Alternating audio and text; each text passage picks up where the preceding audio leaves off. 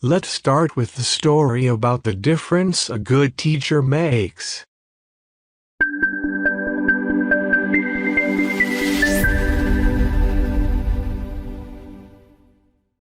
I have been teaching for 4 years now. I am a 10th grade English teacher. Needless to say, I love my subject and vow to one day impart my love of literature to my future students. Well, I must admit, I have made more than a difference. I have changed the way students perceive literature and have even inspired some to become English teachers. I have received countless thank you cards, gifts, letters, and certificates in appreciation for my time and effort, and I hope compassion. If I could pick 1 or 2 students with whom I have come to love as my own, that would be difficult. There have been several students each year who stand out and a lasting bond between us is formed. One student in particular, however, is named John Doe. I met him last year when he was a student in my English class during the 8th period. He has expressive brown eyes that light up his face. He sat in the back often, saying very little.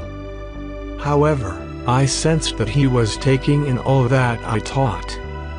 John was never absent, nor was he late.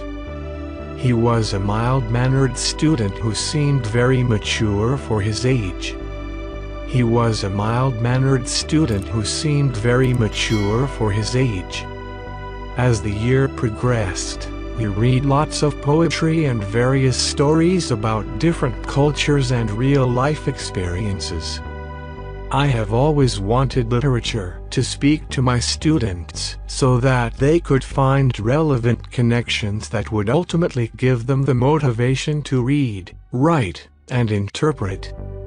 While reading and writing poetry, John had written some beautiful poetry that spoke of his experiences as a black male in America. I was delighted and surprised that he could write poetry so well. Of course, there was some editing to be done, but he was inspired and encouraged to write about what mattered to him. On the last day of school, students were asked to write a brief autobiographical essay and to dedicate it to someone he or she thought was significant in his or her life. Needless to say, John dedicated his essay to me and used clip art that decorated the dedication with roses. He stated in the essay that some people you meet in life are flowers, but then there are those who are roses. Miss Hopkins, I just wanted you to know that you are a rose in my life and I have enjoyed every minute of being in your class. If you thought that sometimes I had zoned out, well, you were wrong. I would never zone out on a teacher such as you. You have shown me that I have a purpose in life and that I am a poet. I will never forget you.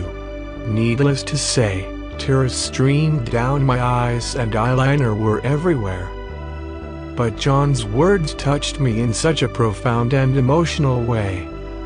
I had had a particularly hard personal life that year, and somehow that letter made it worth the struggle. I needed to hear those words, and I told John that his words were nourishment for a very fragile and weary soul. Now, I see John probably twice or sometimes 3 times a week. He visits as much as possible and tells me how much he misses my classroom and my superb ability to teach from a real-life perspective. Making a significant contribution to someone's life is something money could never buy. Teaching allows teachers to make a positive difference in the life of someone. Thank you, God, for allowing me to teach. Click the like button and subscribe to this channel for more great videos. I hope you see it in my next video. Thanks.